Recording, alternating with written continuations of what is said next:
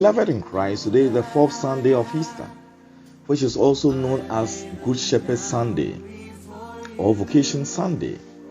On this day, the church invites us to offer special prayers for vocations to the priesthood and religious life.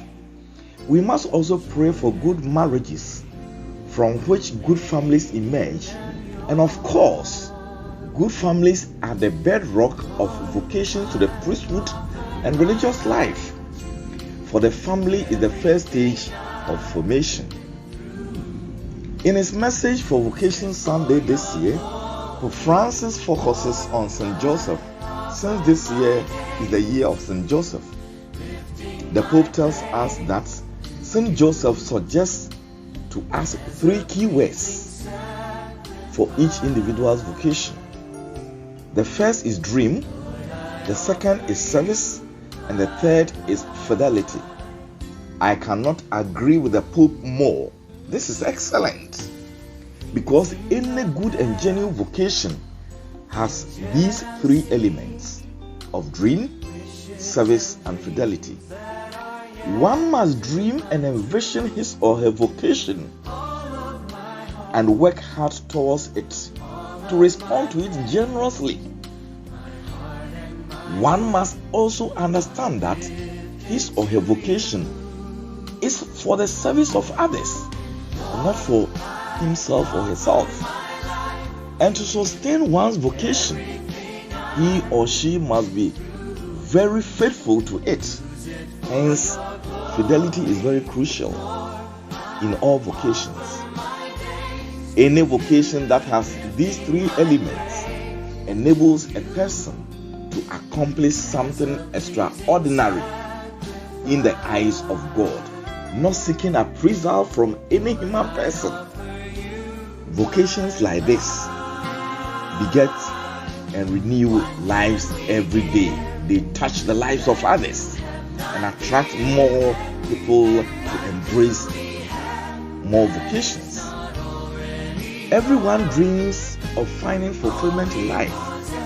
So also is individual vocation must gear towards fulfillment of life, the life of others.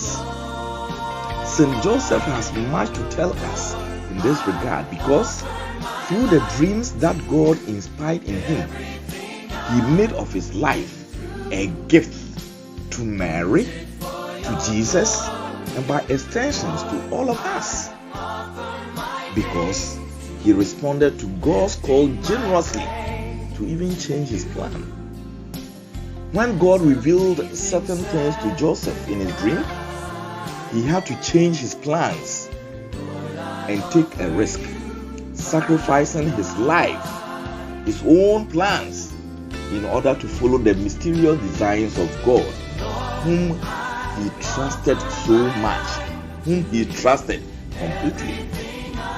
St. Joseph let himself to be guided by his dreams without hesitation. Why? Because his heart was directed to God. It was already inclined towards him. A small indication was enough for his watchful inner ear to recognize God's voice. This applies also to our calling. God does not like to reveal himself in a very spectacular way, pressurizing our freedom. No, he conveys his plans to us with gentleness. God draws near to us and speaks to us through our thoughts and feelings. This is how he calls us to vocation, to the religious and priesthood. In this way, as he did with St. Joseph, he sets his plan and purpose, which sometimes will have to alter our own plans in life. In this way, we follow the Good Shepherd, who made a huge sacrifice by laying down his life for his flock. Beloved, in the gospel reading of today, Jesus declares, "I am the Good Shepherd," and he gives a lengthy description of the traits of a good shepherd and a good sheep. The criterion for either sheep or shepherd to be good consists in undergoing a process of knowing, loving, and dying to the self or self-sacrifice. We become a good sheep if we listen and obey the voice of Christ, who calls us into various vocations. And we become good shepherds when we lead others to Christ and care for the salvation of their souls. Whatever you are tasked to do, beloved, do it as if it is at the Lord's command. That is your vocation. A true vocation is a call to know and love the one who calls and do his will. However, to fulfill what is entrusted to our care by way of vocation, we ought to die to self. We need self-sacrifice and detachment from personal interest, thereby taking our cross and following the Master, Jesus Christ, the Good Shepherd. In the first reading of today, St. Peter proclaims and witnesses to Christ fearlessly. He proclaims the resurrected Christ because he has come to know, to love, and to believe in him. He now proclaims him with love, irrespective of what will happen to him. This is to say, he embraced his vocation with love and self-sacrifice, self-denial. To what extent do you witness to Christ fearlessly and with love? Beloved in Christ, without love and self-sacrifice, all ministries and vocations are meaningless. Our vocations and ministries find their meanings in love and self-sacrifice. Every Christian has a vocation to love, to be good, caring, and compassionate.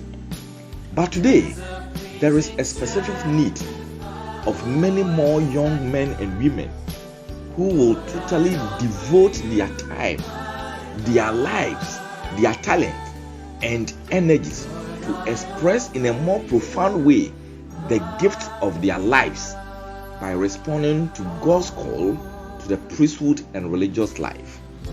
Let us therefore pray to the Lord of the harvest to touch the hearts of some of our youth so that they can generously respond to God's call to the priesthood and religious life. Let us do our best to also contribute to support the formation of those who generously respond to God's call to the priesthood and religious life. I wish you a blessed week and a happy Vocation Sunday. Please subscribe to my YouTube channel and share my homily with others. Stay blessed.